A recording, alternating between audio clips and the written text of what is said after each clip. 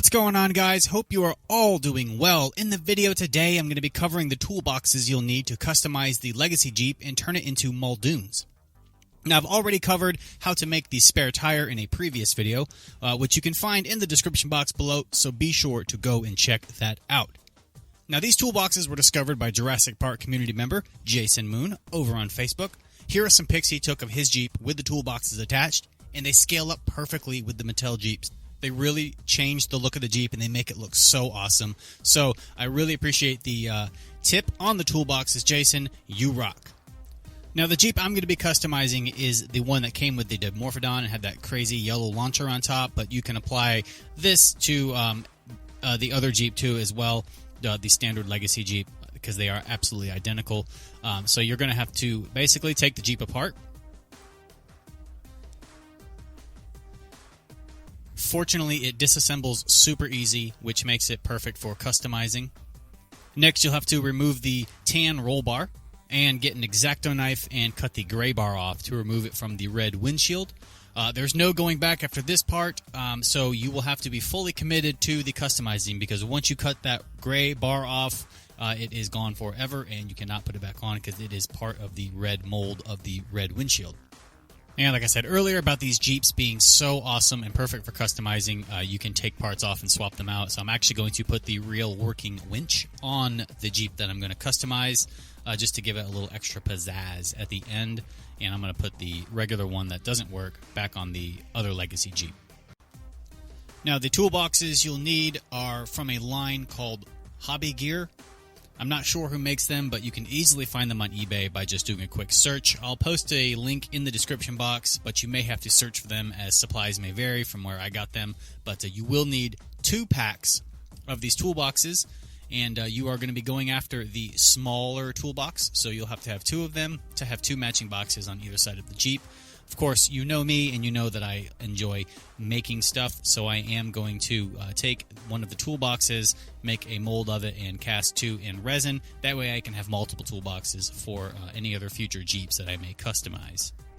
Now we're going to be moving on to paint, and pretty much sky's the limit here. You can use any kind of tan paint that you want. You can use spray paint like this tan camouflage, Vallejo Model Air brown, and Testors tan.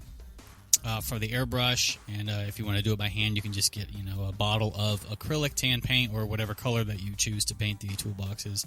But I'm going to give them a coat of the camouflage spray paint, and then go back over them with the airbrush with some Testors tan. Now I'm going in with some silver from Vallejo Model Air, and I'm attacking these little tiny silver handles on the side, just like that. Super easy. Now, to attach the toolboxes, I have drilled pilot holes through the plastic right there and into the toolbox, and I just screwed in a little screw to hold it into the Jeep instead of gluing it down. That way it's a little bit more on the sturdy side, and it won't have a tendency to pop off or the glue would break or anything like that.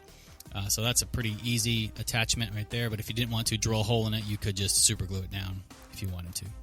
So now I want to turn that 18 into a 10, and I'm not going to worry about the sides because I'm going to be slapping mud all over the sides. You're not going to see it, and it's not really going to bother me. So I've just taped off the 8, and I sanded down the little center section, and I'm going back over it with a red to kind of match the red as close as I can. Again, there's going to be mud all over this, so you're not really going to be able to tell, but it just kind of gives it the appearance that it's a 10. And it'll look better than it just saying 18. At least it's a different number than what's on the Legacy Jeep. So now I am going to dirty this Jeep up with mud. I'm just using Createx transparent brown right now, but I will be going over this Jeep with many different color browns, rubbing it into all the little nooks and crannies to make it look dirty and everything like that, like it's been rolling through the jungle or running from the T-Rex like in the movie. And while the paint is still wet, I'm kind of scraping some of it off and away from the little cracks and everything on the Jeep, just to get it down into those little details to make it look weathered, or whatever. Here you can be as artistic as you want. You can have a clean Jeep or you can have a muddy Jeep. I think a muddy Jeep would look really awesome. So that's what I'm going to do. I'm just going to dirty it all up. All right, so another missing thing from the Jeep are the side mirrors. They don't have it. They don't come on the Jeep. So I decided to just make some, and I fashioned these out of some rack lights from a other vehicle that I have. and I made a little mold of them and casted them in resin and attached them to the Jeep. But it's a little extra detail that makes the Jeep look really cool.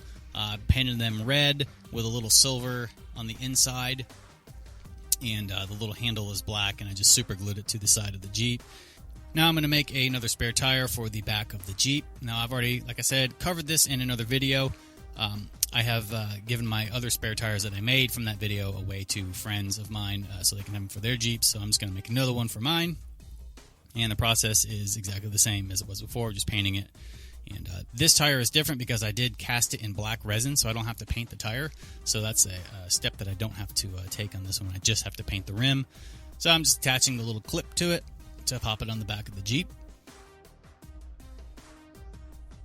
So like I said, we are going to muddy this Jeep up even more. I'm dipping my paintbrush in the brown paint that's in the pot on my airbrush, and I'm just spraying air through the brush and letting it randomly hit the Jeep in certain spots.